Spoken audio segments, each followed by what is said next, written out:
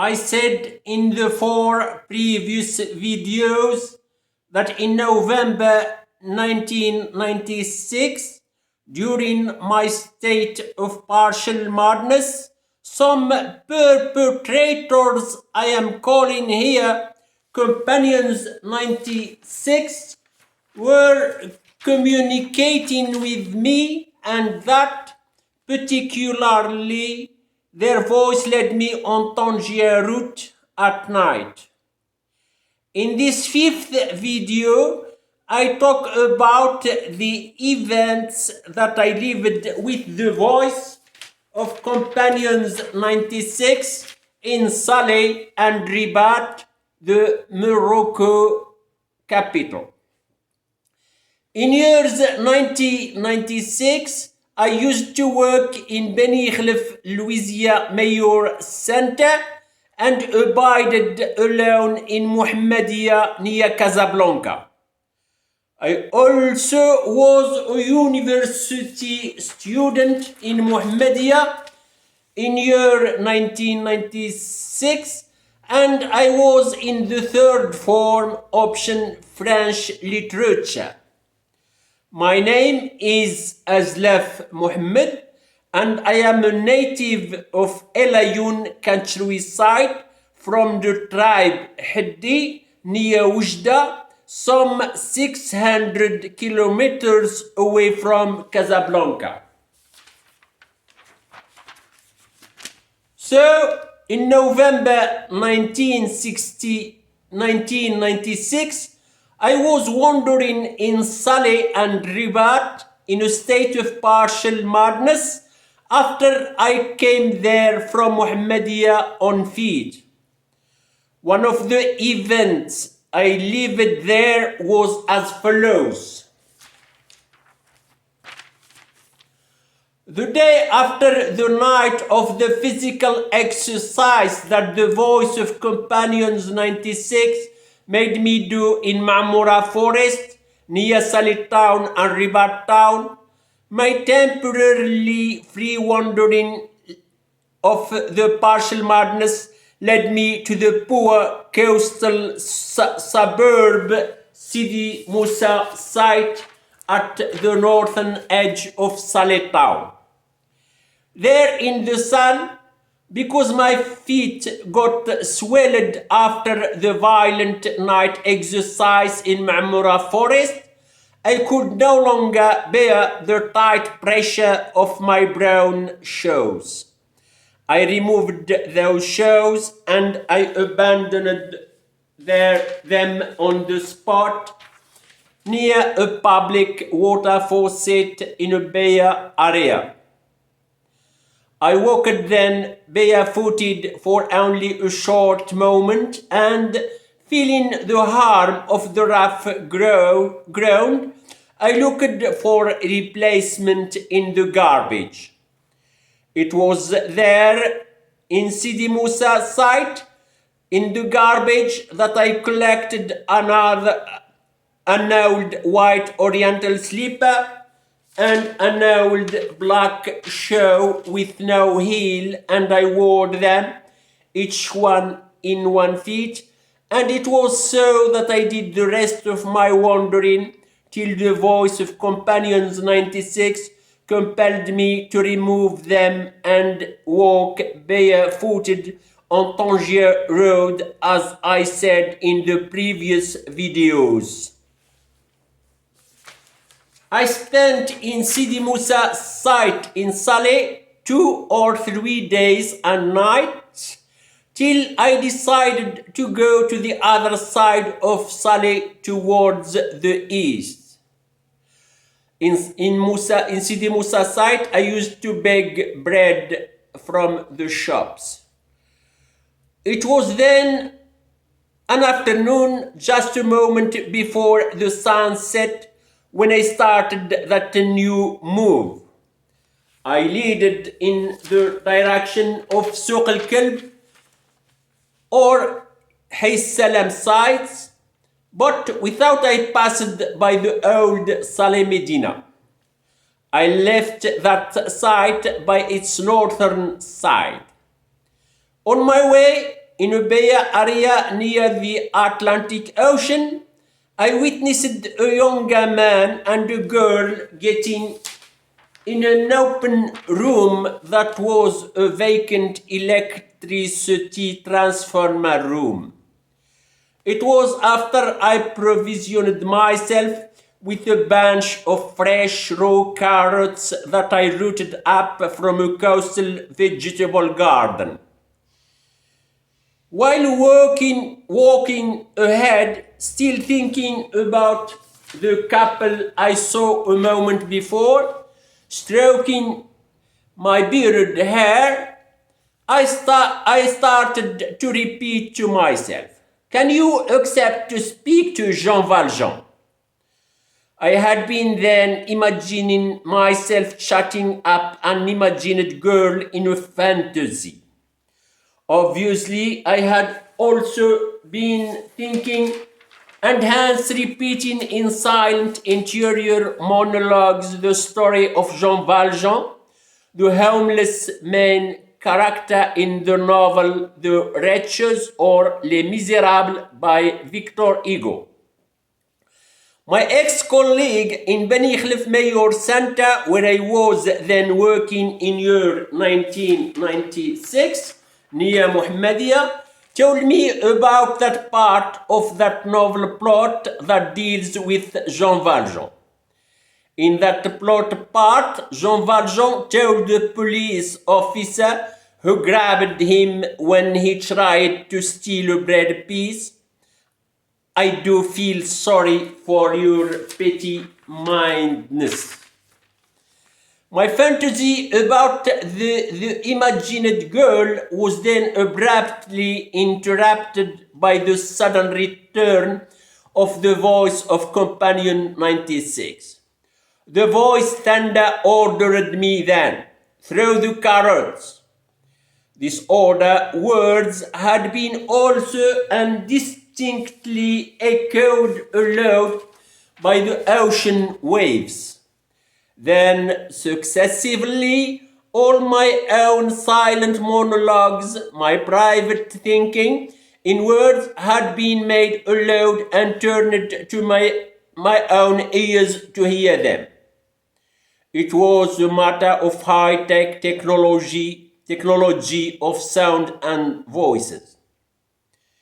It was a proof that Companion 96's apparatus could record my silent interior thinking, and they heard it, and hence discovering my secret thoughts during this torture period.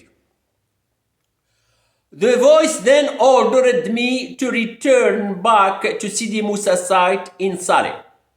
Without any resistance, I threw the carrots on the spot, as I was told, and went ahead toward the mentioned site. A short moment later, on my way, I asked myself in silent thinking, "Is it the very state that is talking to me here?" Even without I asked this question aloud, the voice immediately replied, "Yes, it is actually the state that is talking to you. Obey orders." The same evening, after only a short moment in Sidi Musa site, in Saleh town, I had been led to the Saleh High Monument Wall Gate, Bab Sha'fa, in the northern western side of the old city Salim Medina. I went down the road along the monument wall without I entered in old Saleh Medina. I first went to sit in the terrace of a humble cafe near Saleh Medina railway station, only a short distance away from the Saleh main police station across the road. Restless, if not subliminal suggestion by the voice, made me follow a marked vehicle that bore the symbol of the Red Crescent. It was night then. The Red Crescent vehicle first passed by the police station, then turned by a lane on the right. Even though the vehicle with the medical emblem had disappeared ahead, I followed its route, its tracks. I went then on and I arrived in Tabrek's site in New Salih town after I went on the railway bridge and I passed by Opera Cinema. I then turned on my right to go by the boulevard that leads till Plateau High School in Ptana site, but near Oak Factory, Fershi Factory, I again turned on my right and I went by the lane that departs that main boulevard. That lane I entered in near a local medical center. There had been cars parked along its curb, as it is the custom at night in Morocco. It was then that the dogs of the night car's caretaker, about 4 dogs, rushed immediately towards me, barking angrily. I tried an old simulation pretense then. I gesticulated frenetically, bending to the ground as if I was really collecting stones, and then moving my arms as if I was really throwing stone at the dogs. The night car's caretaker ran in my direction and then arrived close to me. He made a rush at me, throwing himself at me with force, uttering the words, "You bastard, you are breaking my cars with stones." No stones could actually be available on New Salih tarmac streets. The car's caretaker started to bombard my face and head with strong blows. His strong blows resounded in my head as I still remember it now after 24 years vividly. But despite his enthusiasm, he didn't manage to knock me out. But my turmoil and terror of that unilateral fight was not only in the fist's blow on my head. In fact, while their master had been dealing with my head, the dogs had arrived close to me from behind. When one of the dogs stuck its teeth in the back of my knee, I cried, but a dog had bitten me. It was only then that the night car's caretaker released me. On the spot, I then thought of a doctor because, as I said, my madness was only partial. I then decided to go to the academic hospital center Avicenna in Rabat. Rabat is near Saleh. I went to Rabat on feet in order to have an anti-rabies injection. So that night, after the dog had bitten my leg, I headed to Rabat. I first crossed the Bourgreg River on the main bridge that links Rabat to Saleh on feet. While I was walking in Hassan site in Rabat, That night, the voice of Companions 96 rejoined me again. As for this voice communication with me in Ribat and the events that I lived during my quest for the anti-rabies injection in Ribat, the kingdom capital, it will be the subject of the next video, the video 6 later.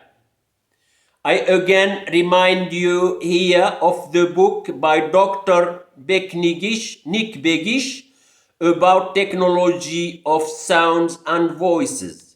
It is the book Mind Control, the Ultimate Brave New World, mainly the pages 19 and 23.